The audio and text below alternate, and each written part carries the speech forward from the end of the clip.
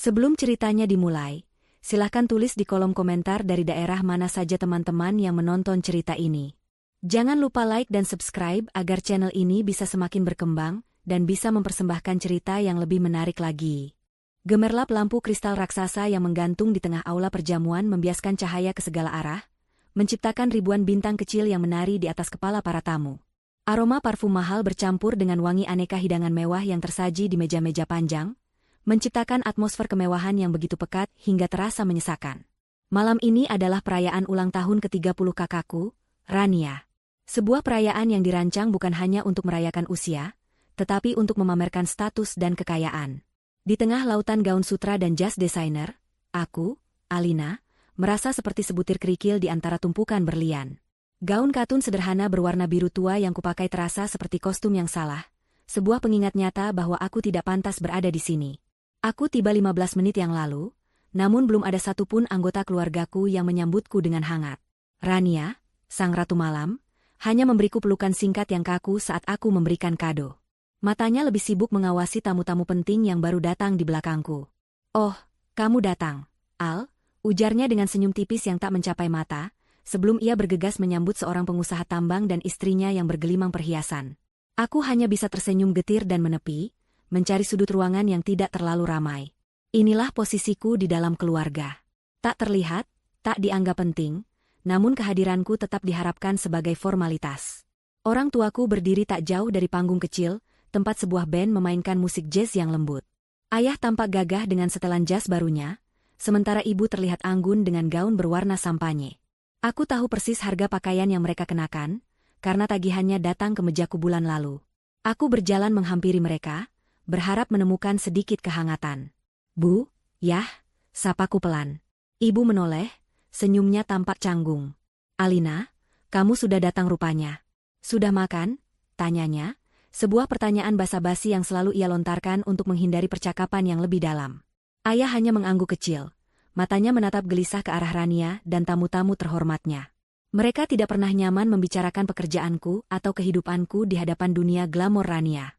Bagi mereka, aku adalah anomali yang harus disembunyikan, sebuah rahasia keluarga yang tidak sesuai dengan citra yang ingin mereka tampilkan. Lalu aku melihatnya. Bella, istri dari kakak laki-lakiku, Daniel. Dia adalah pusat perhatian di lingkarannya, berdiri dikelilingi teman-teman sosialitanya. Gaun merah menyalanya seolah menantang siapapun untuk tidak menatapnya.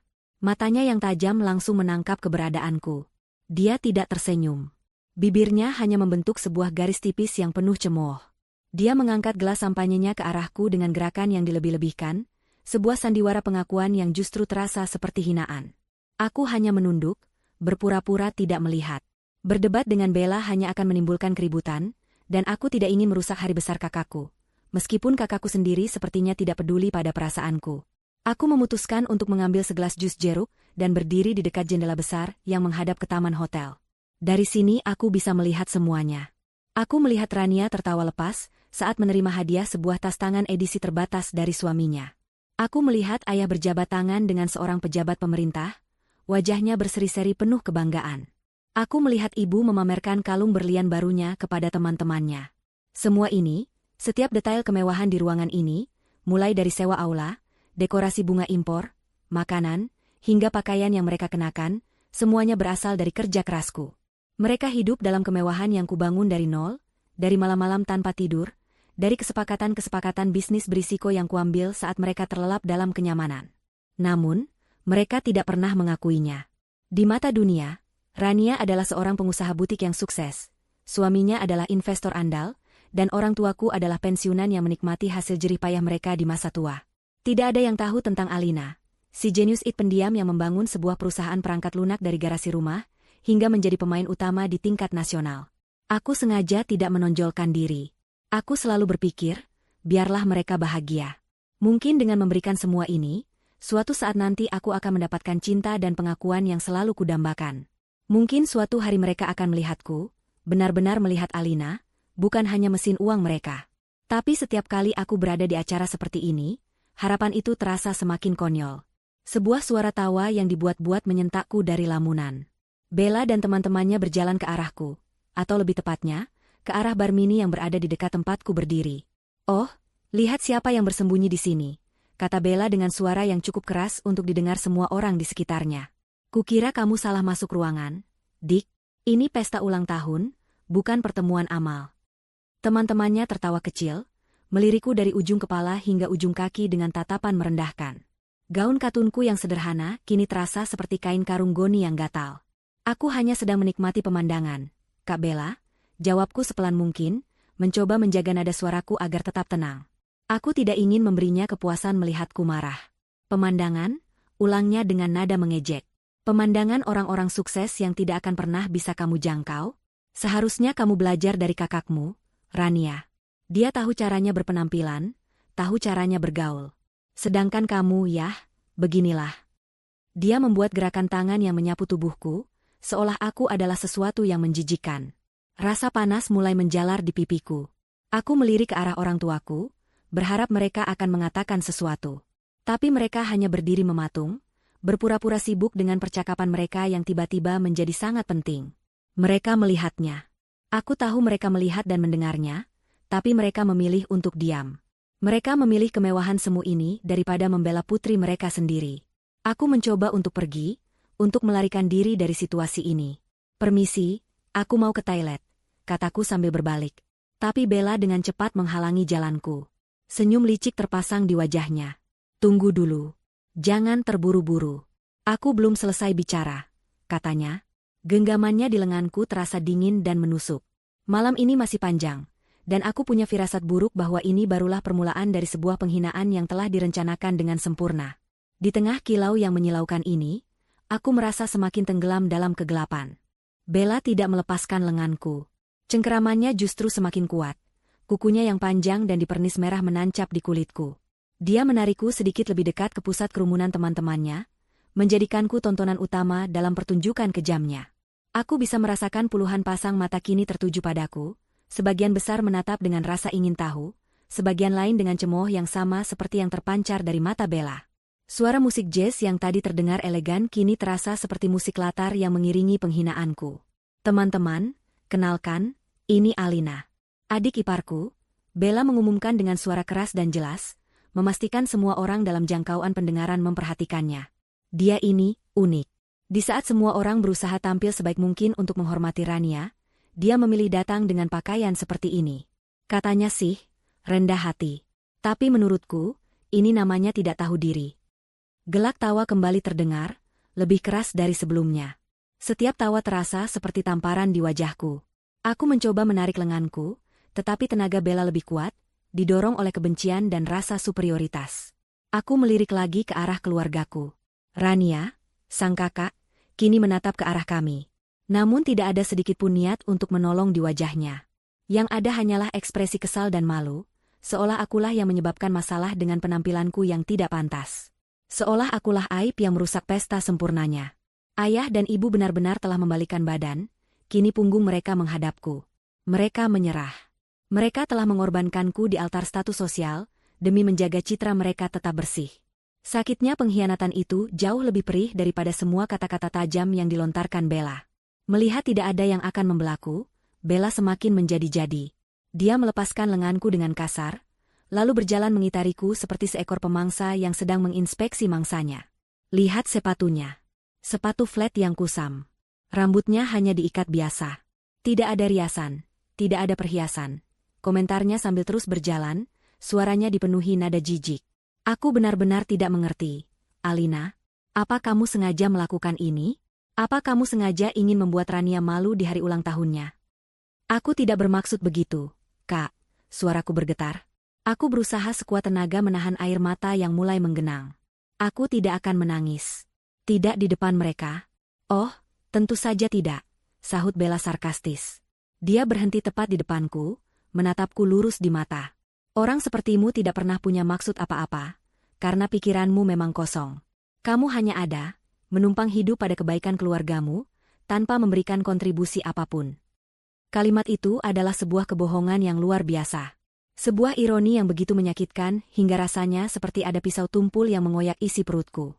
Aku, yang tidak berkontribusi, seluruh fondasi kehidupan mewah yang dia pijak saat ini adalah kontribusiku. Mobil sport yang dia pakai untuk datang ke pesta ini apartemen mewah tempat dia tinggal, bahkan mungkin gaun merah menyala yang membungkus tubuhnya. Semuanya adalah hasil dari keringat dan otakku. Kemarahan yang selama ini kupendam mulai mendidih, menggelegak di dalam dadaku, mencari jalan keluar. Seolah bisa merasakan perubahan dalam diriku, Bella memutuskan untuk melancarkan serangan puncaknya. Dia ingin menghancurkanku sepenuhnya, memastikan aku tidak akan pernah bisa mengangkat kepalaku lagi di hadapan mereka. Wajahnya berubah menjadi seringai yang sangat buruk. Dia maju satu langkah, ruang di antara kami semakin menipis. Aku bisa mencium bau alkohol dari napasnya. Lalu, hal yang tak terduga itu terjadi. Di tengah aula perjamuan yang megah, di hadapan puluhan tamu terhormat, di depan mata keluargaku sendiri, Bella melakukan hal yang paling rendah dan hina. Dia mengumpulkan ludah di mulutnya, dan dengan gerakan yang penuh kebencian, dia meludah ke lantai marmer yang mengkilap, tepat di samping sepatuku. Suara decak basah yang menjijikan itu terdengar begitu jelas, di tengah keheningan yang tiba-tiba tercipta. Beberapa tamu terkesiap kaget. Belum cukup sampai di situ, Bella kemudian mengangkat tangannya, jari telunjuknya yang lentik menuding lurus ke wajahku. Wajahnya dipenuhi kemenangan yang keji. Jangan hanya berdiri seperti sampah di situ. Hardiknya, suaranya melengking dan penuh perintah. Cepat, ambilkan minum untuk para tamu. Layani mereka seperti pembantu seharusnya. Setidaknya kamu berguna untuk sesuatu malam ini. Waktu seolah berhenti. Suara dengungan keras memenuhi telingaku. Aku tidak lagi melihat para tamu, tidak lagi mendengar musik, tidak lagi merasakan sakit di lenganku. Yang kulihat hanyalah titik ludah di lantai yang berkilauan di bawah cahaya lampu kristal. Ludah itu bukan hanya cairan menjijikan, itu adalah simbol. Simbol dari semua penghinaan yang kuterima selama bertahun-tahun. Simbol dari bagaimana keluargaku melihatku. Simbol dari posisiku di dunia mereka yang gemerlap, sampah yang tidak berharga. Aku mengangkat kepalaku perlahan. Mataku tidak lagi tertuju pada Bella. Aku menatap lurus melewati bahunya, mencari wajah-wajah yang seharusnya melindungiku. Aku melihat Rania, yang kini tampak panik, bukan karena aku dihina, tapi karena adegan ini menarik perhatian yang tidak diinginkan. Aku melihat orang tuaku, yang akhirnya memberanikan diri untuk menoleh. Wajah mereka pucat, penuh ketakutan dan rasa bersalah yang tak terucap, tetapi tetap beku, tetap diam. Tidak ada yang bergerak. Tidak ada yang bersuara untuk membelaku. Keheningan mereka adalah jawaban final. Keheningan mereka adalah bahan bakar terakhir yang menyalakan api di dalam diriku, hingga menjadi kobaran yang tak terkendali. Rasa sakit, kekecewaan, dan kesedihan yang selama ini membebaniku menguap seketika, berubah menjadi sesuatu yang lain. Sesuatu yang dingin, keras, dan sangat kuat. Aku tidak lagi merasa seperti korban. Aku tidak lagi merasa lemah. Di momen itu, di tengah kehancuran harga diriku, aku menemukan kekuatanku. Topeng kesabaran yang kukenakan selama bertahun-tahun retak, dan di baliknya, muncullah Alina yang sebenarnya. Alina yang telah mereka sembunyikan, Alina yang telah mereka manfaatkan, dan Alina yang akan menghancurkan dunia palsu mereka hingga berkeping-keping.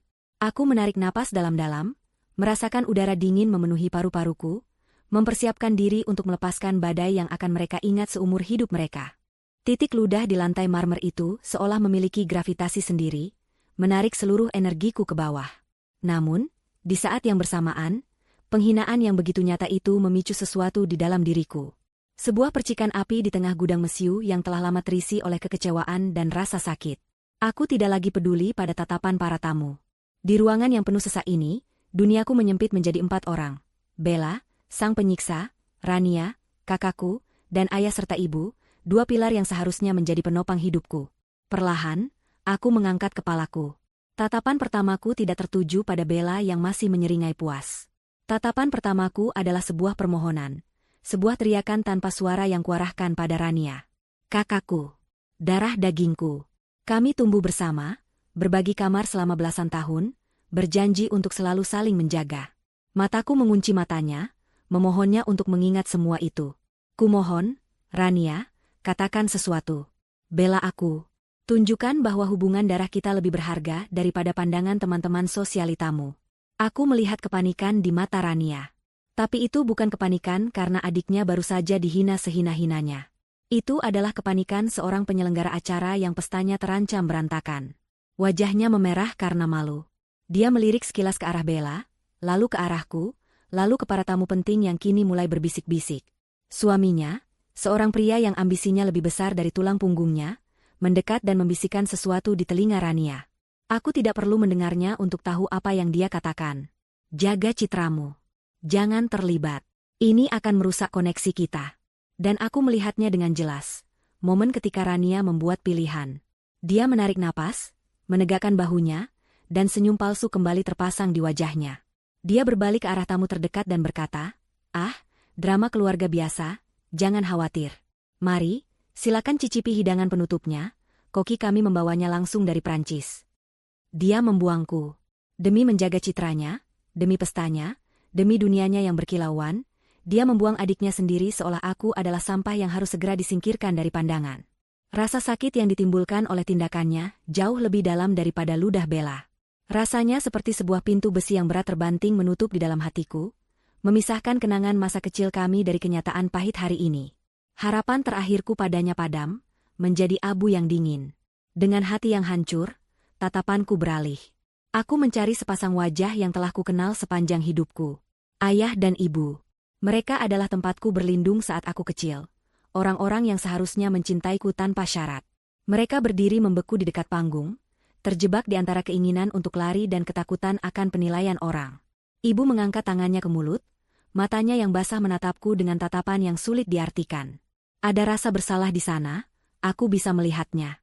Tapi rasa bersalah itu terkunci rapat di balik ketakutan yang lebih besar. Ketakutan kehilangan semua ini. Kehilangan rumah nyaman yang kubelikan. Kehilangan mobil yang siap mengantar mereka kemana saja. Kehilangan status sebagai orang tua dari Rania yang sukses. Lalu mataku bertemu dengan mata ayah. Hanya sesaat, namun di detik itu, aku melihat segalanya. Aku melihat seorang pria yang tahu apa yang benar, tetapi terlalu lemah untuk melakukannya. Dia tidak bangga dengan kemewahan ini, dia hanya menikmatinya dalam diam. Dia tahu siapa sumber dari semua ini, dan dia membenci dirinya sendiri, karena harus bergantung padaku sambil membiarkanku tak dianggap. Tatapannya adalah sebuah permohonan maaf yang bisu sekaligus sebuah permintaan pengecut. Tolong, Alina, jangan buat keributan. Mengalah saja. Seperti yang selama ini selalu kamu lakukan. Itulah puncaknya. Itulah momen di mana sesuatu di dalam diriku patah selamanya. Permintaan diam dari ayah agar aku kembali menelan harga diriku demi kenyamanan mereka adalah pengkhianatan terbesar dari semuanya. Mereka tidak hanya diam. Keheningan mereka adalah sebuah tindakan. Sebuah pilihan. Mereka secara aktif memilih untuk mengorbankanku. Mereka memegang pisau yang sama dengan Bella. Mereka hanya tidak punya keberanian untuk menusukkannya secara langsung. Dengungan di telingaku berhenti. Ruangan yang tadinya kabur kini menjadi sangat jernih. Setiap wajah, setiap ekspresi, setiap bisikan, semuanya terekam dengan detail yang menyakitkan. Aku bisa mendengar tawa tertahan dari teman-teman Bella. Aku bisa mendengar bisikan, kasihan sekali gadis itu. Aku bisa mendengar denting gelas sampahnya yang canggung. Aku sendirian. Benar-benar sendirian di tengah keluarga dan keramaian. Kesadaran itu tidak lagi membawa kesedihan. Tidak ada lagi air mata yang ingin keluar. Kekosongan yang ditinggalkan oleh kehancuran hatiku dengan cepat terisi oleh sesuatu yang lain. Sesuatu yang dingin, keras, dan tajam seperti pecahan kaca. Kemarahan. Bukan kemarahan yang panas dan membabi buta, melainkan kemarahan yang dingin dan terfokus. Kemarahan yang memberikan kejernihan luar biasa. Aku akhirnya mengerti. Aku tidak akan pernah bisa membeli cinta dan rasa hormat mereka, tidak peduli berapa banyak uang yang kuberikan. Usahaku selama ini sia-sia. Aku telah menyirami taman yang indah untuk mereka tinggali, sementara aku sendiri dibiarkan berdiri di luar pagar, di bawah hujan badai. Api telah padam, menyisakan bara yang membakar dengan intensitas yang tenang. Aku tidak akan lagi menjadi Alina yang pendiam. Aku tidak akan lagi menjadi Alina yang mengalah. Mereka telah menghina orang yang salah. Mereka telah merendahkan sumber dari semua yang mereka banggakan. Mereka pikir aku adalah sampah? Malam ini, aku akan menunjukkan kepada mereka bahwa sampah ini adalah fondasi yang menopang istana pasir mereka, dan aku akan menariknya kembali.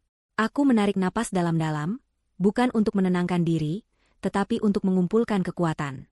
Udara yang masuk ke paru-paruku terasa seperti bahan bakar. Saat aku menghembuskannya, aku tidak lagi merasakan apapun untuk mereka. Tidak ada cinta, tidak ada benci. Hanya ada perhitungan. Keheningan di aula perjamuan itu begitu pekat, bisa diiris dengan pisau. Semua orang menunggu, menahan napas, untuk melihat apa yang akan kulakukan selanjutnya. Apakah aku akan menangis? Apakah aku akan lari? Bella masih berdiri di depanku, Seringai di wajahnya sedikit memudar, digantikan oleh ekspresi tidak sabar, seolah menungguku untuk segera menjalankan perintahnya dan membuktikan bahwa aku memang seorang pembantu. Postur tubuhku berubah. Aku tidak lagi membungkuk menahan malu. Punggungku tegak lurus, daguku terangkat. Aku menatap lurus melewati Bella, mataku menyapu wajah Rania, ayah, dan ibu sekali lagi. Bukan dengan tatapan memohon, tapi dengan tatapan seorang hakim yang akan membacakan vonis. Udara di sekitarku terasa dingin. Kemudian, aku membuka mulutku. Suara yang keluar bukanlah suara lirih Alina yang biasa mereka dengar. Suara itu tenang, tetapi membelah keheningan seperti cambuk. Cukup. Satu kata itu bergema dengan kekuatan yang mengejutkan. Bella tersentak, begitu pula beberapa orang di dekatnya. Bisikan-bisikan berhenti total. Semua mata kini tertuju padaku, merasakan pergeseran kekuasaan yang tak terlihat di udara. Aku menarik napas sekali lagi, dan kali ini, aku melepaskan semuanya. Bukan sebagai bisikan, bukan sebagai teriakan histeris, tapi sebagai sebuah proklamasi yang menggelegar dan penuh amarah yang dingin. Batalkan bisnis 15 miliar. Teriakan itu mengguncang seluruh ruangan. Gelas-gelas di meja seolah bergetar. Para musisi di panggung berhenti bermain. Beberapa tamu terlonjak kaget. Untuk sesaat, tidak ada yang bergerak. Wajah-wajah di sekelilingku menunjukkan kebingungan total. Apa yang gadis berpakaian sederhana ini bicarakan? Bisnis apa? Miliar? Keheningan yang membeku itu dipecahkan oleh suara yang paling kuharapkan. Suara tawa Bella yang melengking dan dibuat-buat. Hahaha. Apa aku tidak salah dengar? Serunya, menoleh ke teman-temannya yang ikut tersenyum mengejek. Kamu? Membatalkan bisnis 15 miliar? Alina, sudahlah. Jangan membuat dirimu semakin terlihat konyol. Kamu bahkan mungkin tidak tahu nolnya ada berapa. Sekarang pergilah dari sini sebelum kamu benar-benar mempermalukan keluarga. Ejekan itu adalah umpan yang sempurna. Aku mengabaikannya. Tatapanku tetap terkunci pada keluargaku, yang wajahnya kini dipenuhi kecemasan dan kebingungan. Rania menatapku seolah aku sudah gila. Ayah menggelengkan kepalanya pelan, seolah memohonku untuk berhenti. Aku mengeluarkan ponsel dari saku gaunku. Benda itu tampak begitu sederhana di tanganku, sebuah ponsel model lama yang lebih mengutamakan fungsi daripada gaya. Kontras dengan ponsel berlapis emas milik Bella. Dengan jari-jari yang stabil, aku menekan sebuah nomor panggilan cepat. Aku tidak perlu melihat buku telepon. Aku hafal nomor ini di luar kepala. Aku menekan tombol pengeras suara, dan nada sambung yang jernih terdengar di seluruh aula yang hening. Setelah 2 kali berdering, sebuah suara yang tenang dan profesional menjawab. Selamat malam, Bu Alina. 2 kata itu, Bu Alina, mendarat seperti bom. Aku melihat Rania dan ibuku saling berpandangan. Wajah Bella yang tadinya mengejek ini menunjukkan keraguan untuk pertama kalinya. Bima, selamat malam, jawabku, suaraku terdengar tegas dan berwibawa, suara yang biasa kugunakan di ruang rapat, bukan di acara keluarga. Maaf mengganggu di luar jam kerja. Ada instruksi mendesak. Tidak masalah, Bu. Saya siap. Jawab Bima tanpa ragu. Pertama, aku memulai, mataku tak pernah lepas dari wajah pucat keluargaku. Penandatanganan Project Horizon yang dijadwalkan besok pagi jam 9. Batalkan. Tarik proposal kita dari meja. Kirim email pembatalan resmi malam ini juga. Aku bisa melihat Rania terkesiap. Project Horizon adalah mimpinya. Sebuah proyek ekspansi butiknya ke pasar internasional yang sudah ia gembar-gemborkan selama berbulan-bulan. Dia pikir suaminya lah yang berhasil mendapatkan investor. Dia tidak tahu, akulah investor itu. Siap, Bu. Project Horizon dibatalkan, konfirmasi Bima. Kedua, lanjutku, nadaku semakin dingin. Tarik semua proposal investasi yang sedang berjalan atas nama Rania dan suaminya, Daniel. Semua pendanaan dihentikan efektif segera. Baik, Bu, akan saya proses. Ketiga. Semua kartu kredit tambahan yang terhubung dengan rekening utama saya, atas nama ayah, ibu, Daniel, dan Bella, bekukan sekarang juga. Tanpa pengecualian. Kini giliran Bella yang wajahnya berubah menjadi putih seperti kertas. Dia pasti sedang memikirkan tagihan belanjanya yang baru dari Eropa. Sedang diproses, Bu. Terakhir, hentikan semua transfer dana otomatis bulanan ke rekening mereka semua. Efektif detik ini juga. Konfirmasi jika semua instruksi sudah jelas. Sangat jelas, Bu Alina. Semua akan dilaksanakan segera, kata Bima dengan efisiensi yang luar biasa. Terima kasih, Bima. Aku menutup telepon dan memasukkannya kembali ke sakuku. Aula masih membeku dalam keheningan yang tak percaya. Aku membiarkan mereka mencerna apa yang baru saja terjadi. Kemudian, aku mulai berbicara, menjelaskan kepingan teka-teki yang baru saja kusebar. Project Horizon, kataku, menatap lurus ke arah Rania yang gemetar. Itu adalah kesepakatan senilai 15 miliar rupiah. Seharusnya itu menjadi hadiah ulang tahun ke-30 untukmu dariku, untuk membuat mimpimu terwujud. Sekarang, mimpi itu sudah mati. Aku beralih ke Bella dan kakaknya, Daniel, yang berdiri di sebelahnya dengan mulut ternganga. Mobil mewah yang kalian pamerkan kemana-mana? Apartemen yang kalian tinggali? Aku yang membayarnya. Kalian tidak punya apa-apa. Terakhir, aku menatap ayah dan ibu, yang kini tampak 10 tahun lebih tua. Rumah besar yang kalian tempati dengan bangga, yang kalian sebut sebagai hasil jerih payah ayah, sertifikatnya atas namaku. Pesta ini, aku membuat gerakan menyapu ke seluruh ruangan yang mewah. Setiap botol sampanye, setiap kelopak bunga, gaun ibu, jas ayah, semuanya dibayar oleh perempuan yang baru saja kalian biarkan diludahi dan disebut sampah. Kebenaran itu terungkap sudah. Topeng mereka telah kurobek paksa. Para tamu kini menatap keluargaku dengan pandangan yang sama sekali berbeda. Bukan lagi kekaguman, melainkan campuran antara kasihan dan jijik. Para kolega bisnis ayah dan Rania menatap mereka seolah mereka adalah penipu. Aku lelah, kataku, suaraku kini terdengar benar-benar lelah. Aku lelah menjadi sapi perah kalian. Aku lelah membiayai gaya hidup kalian sambil diperlakukan lebih rendah dari pembantu. Mulai malam ini, semuanya berakhir. Aku menatap mereka satu persatu untuk terakhir kalinya. Sekarang, ku cabut semuanya. Kalianlah yang akan hidup miskin dan menderita setelah menghina dan merendahkanku. Selamat menikmati dunia nyata. Tanpa menunggu jawaban, aku berbalik. Aku berjalan lurus menuju pintu keluar. Aku tidak berlari. Setiap langkahku mantap dan penuh tujuan. Aku bisa mendengar suara isak tangis ibu yang tertahan. Aku bisa mendengar Rania memanggil namaku dengan suara putus asa. Aku juga mendengar suara gelas yang jatuh dan pecah di lantai, mungkin dari tangan Bella yang gemetar. Aku tidak menoleh. Aku terus berjalan, meninggalkan reruntuhan istana palsu mereka di belakangku, melangkah menuju kebebasanku. Pintu aula perjamuan yang berat dan berukir itu menutup di belakang Alina dengan bunyi klik yang pelan namun terdengar, seperti dentuman meriam di tengah keheningan yang mencekam. Kepergiannya meninggalkan sebuah kekosongan, sebuah lubang hitam yang menyedot semua kemeriahan pesta, dan hanya menyisakan kebenaran yang telanjang dan buruk rupa. Untuk beberapa detik yang terasa seperti selamanya, tidak ada yang bergerak. Rania, Bella, ayah, dan ibu berdiri seperti patung lilin yang mulai meleleh di bawah tatapan puluhan pasang mata yang kini tidak lagi dipenuhi kekaguman, melainkan rasa ingin tahu yang buas. Rania adalah yang pertama pecah dari kelumpuhannya. Bukan dengan air mata penyesalan, melainkan dengan teriakan panik yang memilukan. Alina, tunggu. Alina. Dia berlari beberapa langkah menuju pintu, tangannya terulur seolah bisa menarik kembali adiknya dari balik kayu tebal itu. Tapi dia berhenti, tahu bahwa semuanya sudah terlambat. Teriakan itu bukanlah panggilan untuk seorang adik, melainkan jeritan seorang ratu yang baru saja kehilangan kerajaannya. Dia berbalik, matanya liar mencari-cari pegangan di tengah dunianya yang runtuh. Di sisi lain, Bella masih dalam tahap penyangkalan. Wajahnya yang pucat pasi menatap kosong ke arah pintu. Tidak mungkin. Bisiknya, lebih pada dirinya sendiri. Dia bohong. Ini pasti hanya akal-akalan dia untuk membuatku malu. Dia tidak punya apa-apa. Dengan tangan yang gemetar hebat, dia merogoh tas tangannya dan mengeluarkan ponsel pintarnya. Jarinya yang biasanya lincah menari di atas layar, kini terasa kaku dan bodoh. Dia mencoba membuka aplikasi mobile bankingnya, tetapi 3 kali salah memasukkan kata sandi karena tangannya terlalu bergetar. Kepanikan mulai merayap di wajahnya, menggantikan kesombongan yang beberapa menit lalu begitu angkuh terpajang di sana. Kebohongan yang dia ucapkan terdengar, hampa bahkan di telinganya sendiri. Sementara itu, ibu akhirnya menyerah. Tenaganya seolah terkuras habis.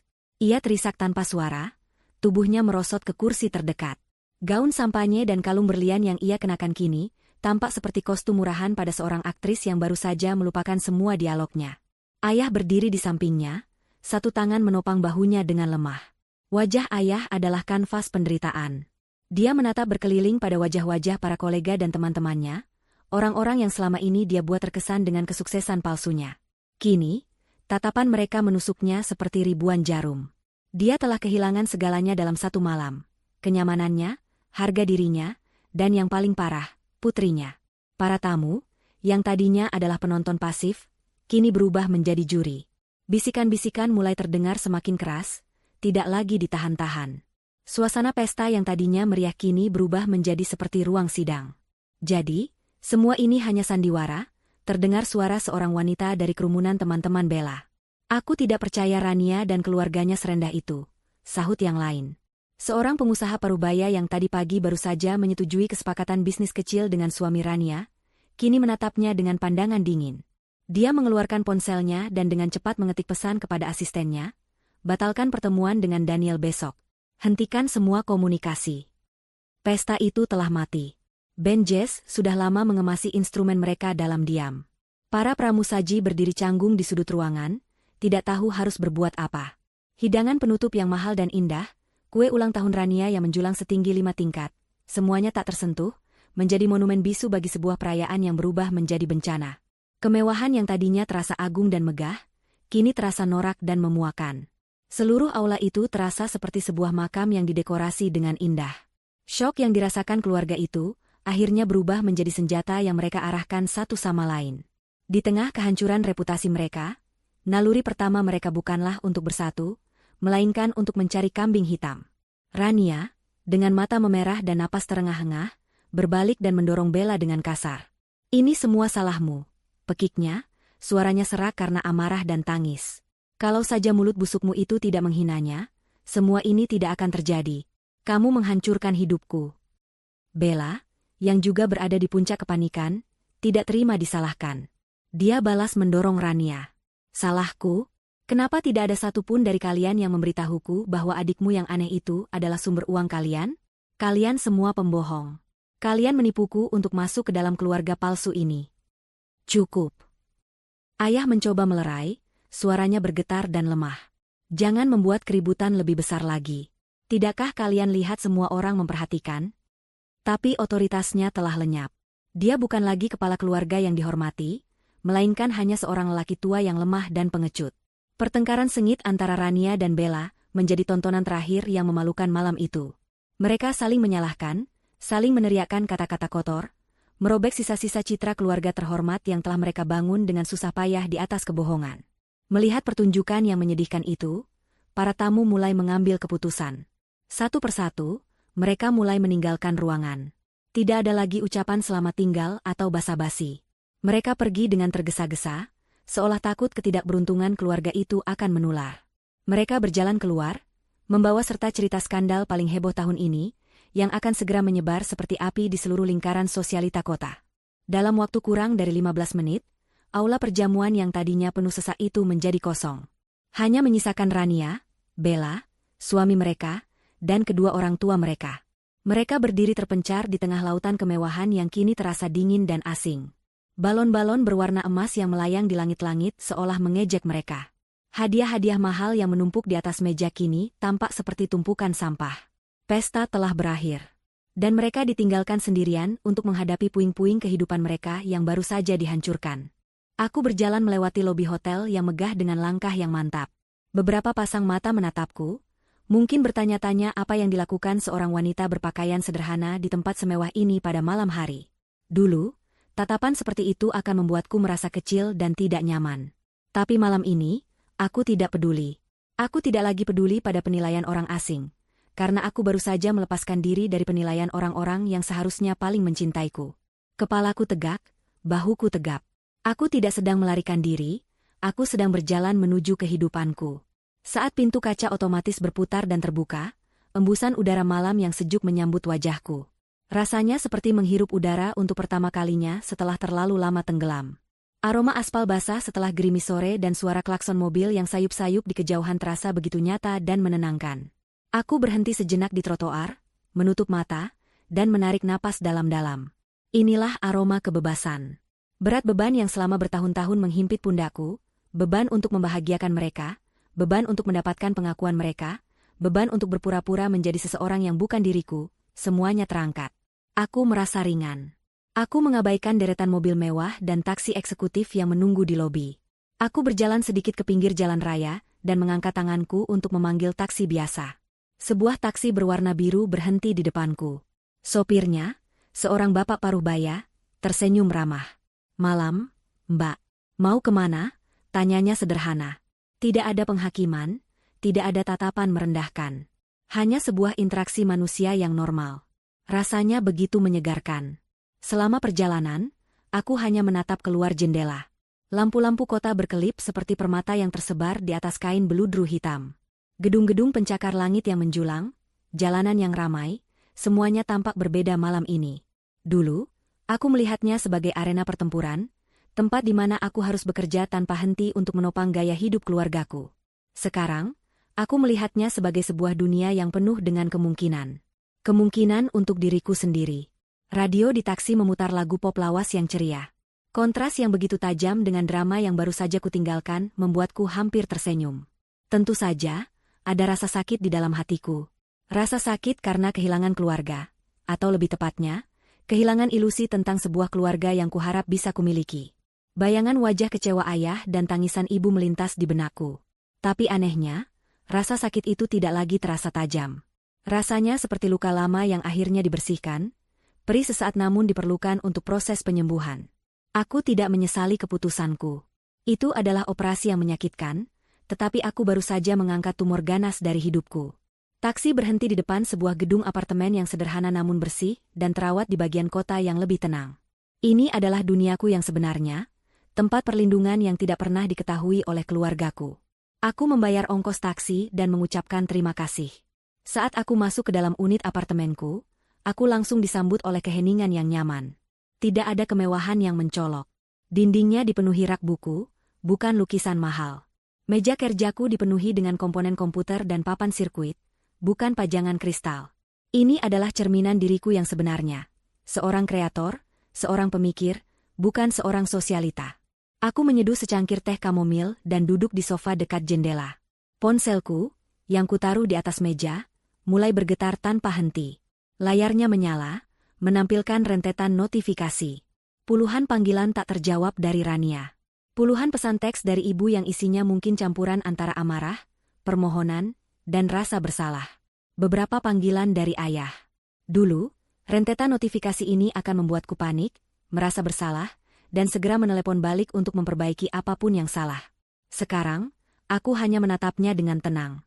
Bunyi getaran itu bukan lagi panggilan, melainkan gema dari dunia yang sudah kutinggalkan. Dengan gerakan yang tenang dan pasti, aku meraih ponsel itu dan menekan tombol daya hingga layarnya menjadi hitam. Aku memutuskannya. Aku memutuskan mereka. Kemudian, aku membuka laptopku dan melakukan panggilan video. Bukan kepada Bima, asistenku, tetapi kepada Pak Budi, dosen pembimbingku semasa kuliah yang kini sudah kuanggap seperti ayah keduaku. Beliau adalah satu-satunya orang yang tahu perjalananku dari nol, yang tahu pengorbananku untuk keluarga. Wajahnya yang bijak dan penuh kerutan muncul di layar. "Alina," sapanya dengan senyum hangat. "Tumben menelepon malam-malam begini. Semuanya baik-baik saja?" Aku menarik napas dan menceritakan semuanya. Dari gaun sederhana, hinaan Bella, ludah di lantai, keheningan keluargaku, hingga teriakan dan panggilan telepon yang mengubah segalanya. Aku bercerita tanpa air mata, suaraku datar dan tenang. Pak Budi mendengarkan dengan saksama, tanpa menyela sekalipun. Ketika aku selesai, dia terdiam sejenak, lalu mengangguk perlahan. Api akhirnya membakar habis sangkarnya, katanya dengan suara lembut. "Sudah waktunya, Alina. Kamu sudah terlalu lama memikul beban yang bukan milikmu. Selamat datang di hari pertama dari sisa hidupmu yang sesungguhnya." Kata-katanya adalah penegasan yang kubutuhkan. Sebuah validasi bahwa aku telah melakukan hal yang benar. Kami mengobrol sebentar, tentang rencanaku ke depan, tentang proyek-proyek baru yang ingin kukerjakan untuk diriku sendiri, bukan untuk orang lain. Setelah panggilan berakhir, aku merasa lebih ringan dari sebelumnya. Badai telah berlalu. Aku duduk di sana, dalam keheningan apartemenku, menyeruput teh hangatku sambil menatap lampu kota. Untuk pertama kalinya dalam waktu yang sangat lama, masa depan tidak tampak seperti sebuah kewajiban yang berat, melainkan sebuah halaman kosong yang menarik, yang siap kutulis dengan ceritaku sendiri. Aku sendirian, tapi aku tidak kesepian. Aku bebas. Beberapa hari setelah malam yang mengubah segalanya, suasana di kantor pusat perusahaanku terasa berbeda. Dulu, aku sering datang sebelum matahari terbit dan pulang larut malam, bergerak seperti bayangan di koridor, fokusku hanya tertuju pada angka, kode, dan target yang harus kucapai demi memenuhi aliran dana yang tak pernah berhenti diminta oleh keluargaku. Kini, untuk pertama kalinya, aku berjalan di kantor dengan perasaan memiliki yang utuh. Ini bukan lagi hanya mesin pencari nafkah. Ini adalah kerajaanku, dan aku adalah ratu yang akhirnya duduk di singgasananya sendiri. Pagi itu, aku mengadakan rapat penting dengan Bima dan tim hukumku. Ruang rapat berdinding kaca itu menghadap ke lanskap kota. Sebuah pemandangan yang selalu memberiku energi. Di atas meja terbentang tumpukan dokumen yang tebal, akta kepemilikan, laporan aset, dan surat-surat legal. Ini adalah peta dari semua yang telah kubangun dan kuberikan. Semua aset berada mutlak atas nama ibu, ujar Pak Tirtayasa, kepala tim hukumku, seorang pria tegas berusia 50-an. Rumah yang ditempati orang tua ibu, apartemen atas nama Rania dan suaminya, 2 mobil mewah, dan kepemilikan saham mayoritas di perusahaan butik milik Rania. Semuanya legal dan tidak dapat diganggu-gugat. Pertanyaannya sekarang, apa yang ingin ibu lakukan dengan semua ini? Aku menatap dokumen-dokumen itu. Setiap lembar kertas terasa seperti sebuah belenggu yang akhirnya bisa kulepaskan. Untuk rumah orang tua saya, kataku dengan suara tenang, berikan mereka pemberitahuan resmi untuk mengosongkan dalam waktu 60 hari. Waktu yang cukup untuk mencari tempat tinggal baru. Setelah itu, jual rumahnya. Bima mencatat instruksiku tanpa menunjukkan emosi, meskipun aku tahu dia mengerti beratnya keputusan ini. Apartemen dan mobil-mobilnya? Tanyanya. Tarik kembali semuanya sesegera mungkin sesuai prosedur. Jual juga. Aku tidak ingin ada satupun benda yang mengingatkanku pada kehidupan itu. Jawabku tegas. Dan untuk butik milik Rania? Tanya Pak Tirtayasa. Ini adalah bagian yang paling rumit. Butik itu adalah seluruh identitas Rania. Mengambilnya akan terasa seperti mencabut jantungnya. Tapi aku ingat tatapan matanya di pesta itu, tatapan yang memilih citra daripada adiknya sendiri. Perusahaanku adalah pemegang saham mayoritas. Secara teknis, aku bisa mengambil alih atau membubarkannya. Lakukan rapat dewan darurat. Berikan Rania pilihan. Dia bisa membeli sahamku dengan harga pasar penuh dalam waktu 30 hari, atau perusahaan akan dilikuidasi dan asetnya dijual untuk menutupi kerugian investasi. Aku tahu dia tidak akan pernah bisa mendapatkan uang sebanyak itu. Ini adalah sebuah pelajaran, bukan hukuman mati. Pelajaran tentang konsekuensi. Setelah urusan aset selesai, topik beralih ke dana 15 miliar dari proyek Horizon yang batal. Dana tersebut sudah kembali utuh di rekening perusahaan, Bu. Siap untuk dialokasikan kembali, lapor Bima. Disinilah titik balik sesungguhnya terjadi. Dulu, aku mungkin akan menginvestasikannya kembali ke proyek lain yang menghasilkan keuntungan lebih besar. Tapi kini, aku melihat uang itu secara berbeda. Itu bukan lagi hanya angka, itu adalah simbol kebebasanku. Bima, kataku, aku ingin kamu membentuk sebuah tim kecil. Aku ingin kita mendirikan sebuah yayasan. Bima mengangkat alisnya, tertarik. Yayasan seperti apa, Bu? Sebuah yayasan yang fokus pada pendidikan teknologi untuk anak-anak dari keluarga kurang mampu. Berikan mereka beasiswa, bangun laboratorium komputer di sekolah-sekolah pinggiran, adakan pelatihan coding gratis. Aku ingin uang yang tadinya akan digunakan untuk membiayai kesombongan, sekarang digunakan untuk membangun harapan. Beri nama yayasan itu, Yayasan Harapan Digital. Saat mengucapkan nama itu, aku merasakan sesuatu yang hangat menjalari dadaku. Sebuah tujuan. Untuk pertama kalinya, aku tidak bekerja untuk membuktikan sesuatu kepada keluargaku. Aku bekerja untuk menciptakan sesuatu yang berarti. Tentu saja, proses pemutusan hubungan ini tidak berjalan mulus di ranah pribadi. Ponsel kerjaku yang Bima pegang terus-menerus dibanjiri pesan. Awalnya adalah pesan-pesan penuh amarah dari Rania dan Bella, menuduhku kejam dan tidak berperasaan.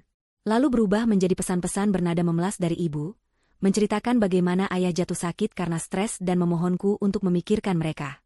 Aku tahu itu adalah taktik manipulasi, tetapi tetap saja terasa menyakitkan. Aku membuat keputusan berat namun perlu, aku meminta Bima untuk memblokir semua nomor mereka. Aku membutuhkan ruang untuk bernapas, untuk menyembuhkan diri tanpa terus-menerus ditarik kembali ke dalam drama mereka. Suatu sore, telepon berdering di apartemenku. Nomornya tidak kukenali. Ternyata itu adalah salah seorang bibiku, adik dari ibuku. Suaranya terdengar prihatin, namun aku bisa menangkap nada menghakimi di baliknya. Alina, Tante dengar apa yang terjadi. Mulainya, Tante tahu kamu pasti sakit hati. Tapi, Nak, mereka itu orang tuamu. Rania itu kakak kandungmu. Dalam keluarga, kita harus saling memaafkan. Kasihanilah mereka.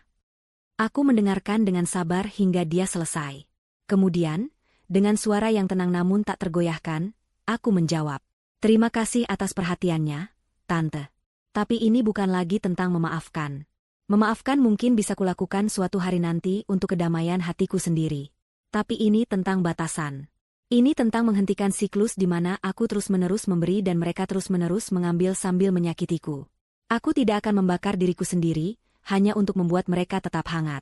Kumohon, Tante, hargai keputusanku." Telepon ditutup dalam keheningan yang canggung. Tapi setelahnya, aku merasa lebih kuat. Aku telah menegakkan batasanku, tidak hanya kepada keluarga inti, tetapi juga kepada keluarga besar.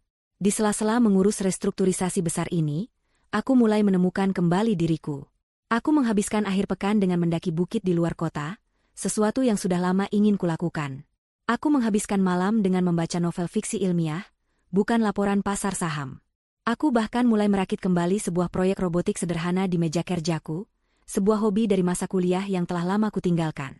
Aku menemukan kembali kegembiraan dalam hal-hal kecil, dalam proses menciptakan sesuatu hanya untuk kesenangan semata. Aku mulai memasak makananku sendiri, menikmati aroma bawang putih yang ditumis dan kesederhanaan sepiring nasi hangat. Rutinitas baru ini terasa begitu nyata, begitu membumi. Aku menyadari betapa kosongnya kehidupanku sebelumnya, yang hanya diisi dengan pekerjaan dan kekecewaan. 1 minggu setelah rapat itu, Bima meletakkan draft proposal pendirian Yayasan Harapan Digital di mejaku. Aku membacanya halaman demi halaman, melihat visi dan misinya tertulis dengan jelas. Di sana, di atas kertas, ada sebuah masa depan baru. Bukan masa depan yang berpusat pada menyenangkan orang lain, tapi masa depan yang berpusat pada memberi dampak positif. Aku tersenyum, senyum tulus pertama dalam waktu yang sangat lama. Puing-puing dari duniaku yang lama memang menyakitkan, tapi dari puing-puing itulah, aku kini sedang membangun sebuah istana yang jauh lebih kokoh dan berarti. Sebuah istana yang seluruhnya milikku. Konsekuensi dari 1 malam itu tidak datang seperti badai besar yang langsung menghancurkan segalanya. Ia datang seperti air bah yang merambat pelan namun pasti, menyusup ke setiap celah dan meruntuhkan fondasi kehidupan keluarga mereka dari dalam. Efek domino telah dimulai, dan setiap kepingan yang jatuh menimbulkan bunyi yang lebih keras dari sebelumnya. Kepingan pertama jatuh di butik milik Rania. Pagi itu, dia sedang mencoba menenangkan para stafnya yang gelisah, karena berita skandal di pesta sudah menyebar luas. Tiba-tiba, manajer operasional dari salah satu pemasok kain impor terbesar menelepon. "Pagi, Bu Rania," kata suara di seberang dengan nada yang dingin dan formal. "Saya hanya ingin menginformasikan bahwa kami belum menerima pembayaran untuk tagihan bulan lalu.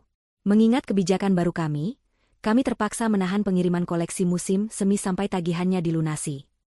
Pasti ada kesalahan. Saya akan segera transfer," kata Rania dengan percaya diri yang dipaksakan.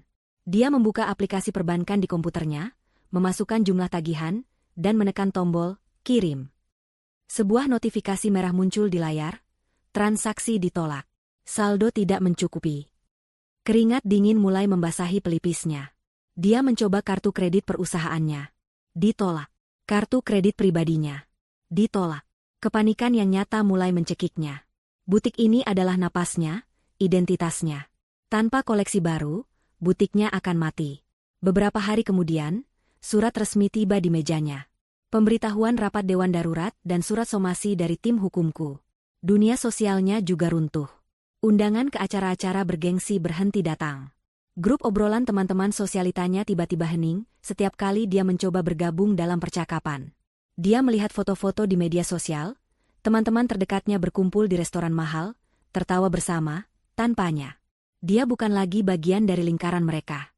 Dia telah menjadi bahan gosip, bukan lagi tamu terhormat. Kepingan domino berikutnya menimpa Bella. Baginya, kehancuran ini lebih bersifat visual dan memalukan. Suatu siang, saat dia sedang duduk di sebuah kafe trendy, mencoba mempertahankan sisa-sisa citranya, 2 orang pria berbadan tegap dengan seragam dari perusahaan leasing menghampirinya. "Permisi, apa benar ini mobil milik Ibu Bella?" tanya salah satu pria itu dengan suara keras, sambil menunjuk mobil SUV mewah berwarna putih yang terparkir di depan kafe. Seluruh mata di kafe itu langsung tertuju padanya. Wajah Bella memerah. "Iya, memangnya kenapa?" jawabnya ketus. "Kami dari pihak leasing, Bu. Ada tunggakan pembayaran selama 3 bulan. Sesuai prosedur, mobil ini terpaksa kami tarik. Penghinaan itu terjadi begitu cepat dan begitu publik. Kunci mobilnya diminta paksa, dan kendaraannya yang menjadi simbol statusnya dinaikkan ke atas truk derek di depan semua orang. Dia terpaksa pulang dengan taksi online, menahan tangis dan rasa malu. Keanggotaannya di klub kebugaran eksklusif dicabut. Kartu kreditnya yang biasa ia gesek tanpa pikir panjang kini, menjadi kepingan plastik tak berguna. Puncaknya, dia terpaksa mulai menjual koleksi tas bermereknya satu persatu di sebuah situs jual beli barang bekas. Setiap kali seseorang menawar harga tasnya dengan sadis, dia merasa seperti sedang menjual sebagian dari harga dirinya. Suaminya, Daniel, tidak bisa berbuat apa-apa. Dia juga kehilangan akses ke semua dana, dan proyek investasinya yang ternyata fiktif kini menjadi bahan tertawaan. Pertengkaran hebat menjadi menu sehari-hari di apartemen mereka, dipicu oleh stres dan saling menyalahkan. Bagi ayah dan ibu, kehancurannya terasa lebih sunyi namun jauh lebih dalam. Surat dari pengacaraku tiba diantarkan oleh kurir. Surat itu berisi pemberitahuan legal yang sopan namun tegas, memberi mereka waktu 60 hari untuk mengosongkan rumah. Rumah yang selama ini menjadi kebanggaan mereka, tempat mereka menjamu teman-teman dan kerabat, kini terasa seperti rumah pinjaman yang masa sewanya akan segera habis. Suatu malam, listrik di rumah mereka padam. Awalnya mereka mengira ada pemadaman dari pusat, tetapi setelah melihat rumah tetangga tetap terang benderang, ibu memeriksa kotak tagihan.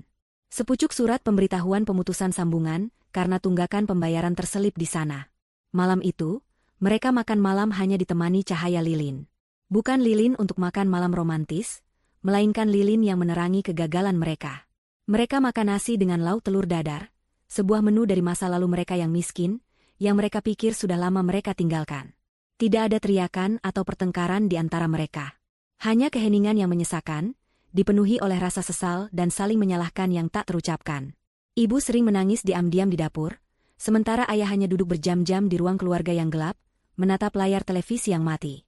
Beban dari kepengecutannya, dari keputusannya untuk diam saat putrinya dihina, kini menghimpitnya tanpa ampun. Kesehatan ayah benar-benar menurun, bukan karena penyakit serius, tetapi karena jiwanya yang remuk. Akhirnya, di penghujung minggu ketiga, titik terendah itu tiba. Surat pemberitahuan likuidasi butik Rania sudah final. Notifikasi penyitaan apartemen Bella dan Daniel sudah di depan mata. Batas waktu 60 hari untuk rumah orang tua terasa semakin dekat. Mereka semua kehabisan uang, kehabisan pilihan, dan kehabisan harga diri. Malam itu, mereka berkumpul di ruang keluarga yang temaram di rumah yang akan segera hilang dari mereka. Rania, Bella, Daniel, ayah, dan ibu. 5 orang yang hancur, dipersatukan oleh penderitaan yang mereka ciptakan sendiri. Setelah keheningan yang panjang, Rania yang pertama kali angkat bicara. Suaranya serak dan putus asa. Sudah tidak ada jalan lain, katanya sambil menatap anggota keluarga lainnya satu persatu. Kita tidak bisa bertahan seperti ini. Hanya ada satu hal yang bisa kita lakukan. Dia berhenti sejenak, menelan ludah yang terasa pahit. Kita harus menemuinya. Kita harus memohon padanya. Gagasan untuk menemui dan memohon pada Alina, yang diucapkan Rania di ruang keluarga yang temaram itu, terasa seperti menelan pecahan kaca. Itu adalah pilihan terakhir dari orang-orang yang sudah kehabisan pilihan. Selama seminggu berikutnya, mereka menelan sisa-sisa harga diri mereka, mengumpulkan keberanian, dan akhirnya, pada suatu pagi yang mendung, mereka muncul di lobi gedung perkantoran tempat perusahaanku berada. Mereka tidak membuat janji. Mereka hanya datang, berharap keputusasaan mereka cukup untuk menembus dinding yang telah kubangun. Aku sedang berada di tengah rapat ketika Bima masuk dengan ekspresi yang jarang kulihat di wajahnya, campuran antara kasihan dan waspada. Dia mendekat dan berbisik pelan, "Bu, keluarga ibu ada di lobi." Mereka menolak untuk pergi sampai bertemu dengan ibu. Jantungku berdebar sedikit lebih kencang, sebuah reaksi refleks dari masa lalu. Tapi kemudian, ketenangan mengambil alih. Aku tahu hari ini akan datang. Aku tidak bisa selamanya bersembunyi di balik telepon yang dimatikan dan email yang diblokir. Penutupan bab ini harus dilakukan secara tatap muka. "Baik, Bima," kataku pelan. "Tunda rapat ini. Aku akan turun menemui mereka."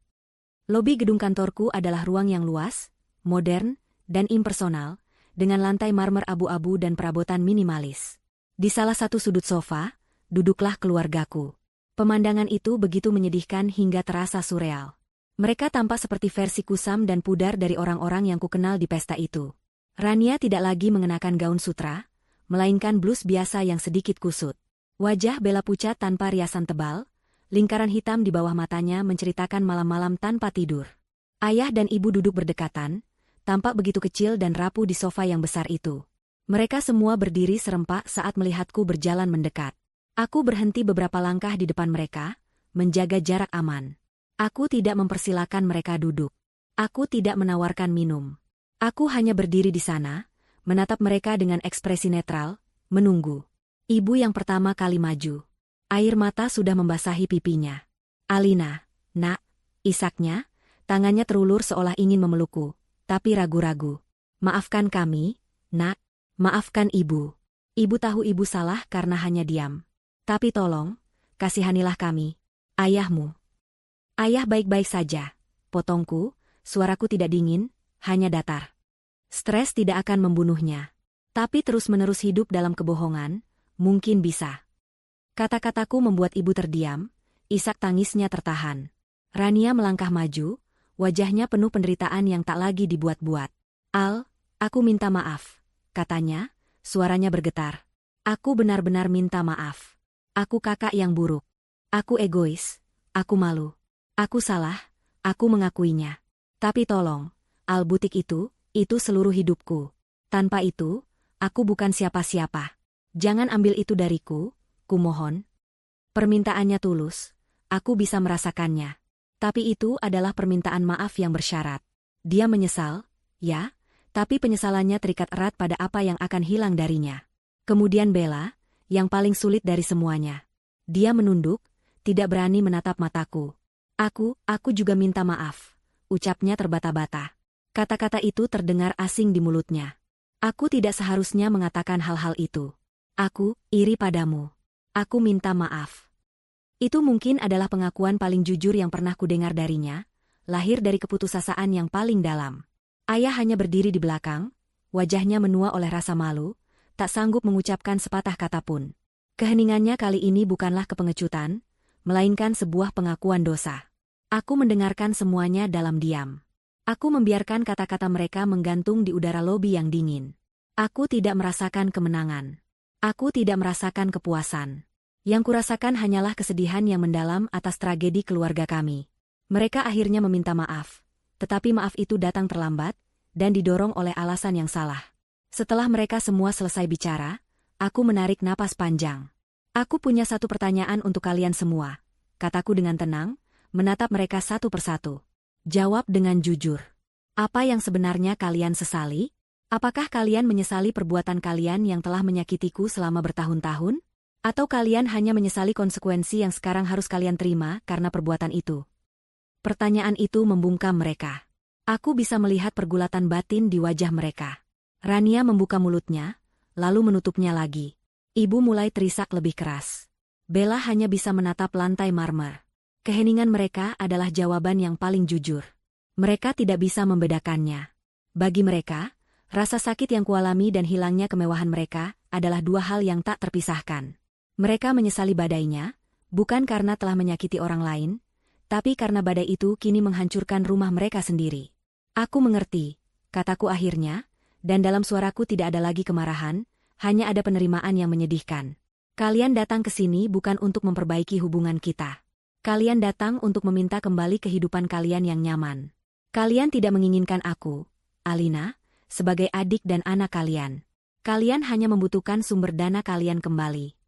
Aku melihat kebenaran dari kata-kataku terpantul di mata mereka yang mengelak. "Proses hukum akan terus berjalan," lanjutku dengan nada final.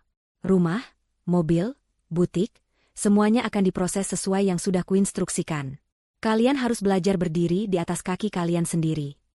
Wajah mereka jatuh dalam keputusasaan total. Rania tampak akan pingsan. Tapi aku belum selesai. "Namun," kataku, membuat mereka menatapku dengan secercah harapan. "Aku tidak akan membiarkan kalian menjadi gelandangan. Itu bukan diriku." Aku mengeluarkan sebuah amplop dari tasku dan menyerahkannya pada ayah. Tangannya gemetar saat menerimanya. Di dalam situ ada cek. "Jumlahnya cukup untuk kalian menyewa rumah sederhana selama setahun, dan untuk biaya hidup selama beberapa bulan ke depan. Anggap ini sebagai pesangon." Aku menatap mereka untuk terakhir kalinya. "Tapi ini ada syaratnya. Uang ini bukan dari Alina, adik atau anak kalian. Uang ini dari seorang CEO perusahaan yang merasa kasihan pada mantan tanggungannya. Ini adalah transaksi terakhir kita. Setelah ini, jangan pernah mencariku lagi. Jangan hubungi aku. Jangan datang ke sini lagi. Bagi kita, semuanya sudah selesai. Secara resmi. Aku tidak menunggu jawaban mereka. Aku tidak ingin melihat air mata mereka lagi. Aku berbalik dan berjalan menuju lift tanpa menoleh ke belakang. Saat pintu lift tertutup, memisahkanku dari mereka selamanya, aku tidak merasa lega atau bahagia. Aku hanya merasa kosong. Tapi aku tahu, kekosongan ini adalah tanah subur tempat kehidupan baruku akan tumbuh. Babak yang menyakitkan itu akhirnya benar-benar berakhir. 1 tahun kemudian. Sinar matahari sore yang hangat menerobos masuk melalui jendela-jendela besar, menerangi sebuah ruangan yang dipenuhi wajah-wajah muda yang bersemangat dan suara tawa anak-anak. Aku berdiri di atas panggung kecil, di hadapan puluhan anak-anak, remaja, orang tua mereka, dan para staf dari yayasanku. Hari ini adalah peresmian Rumah Harapan Digital pertama, sebuah pusat belajar teknologi gratis di jantung kawasan pemukiman padat penduduk.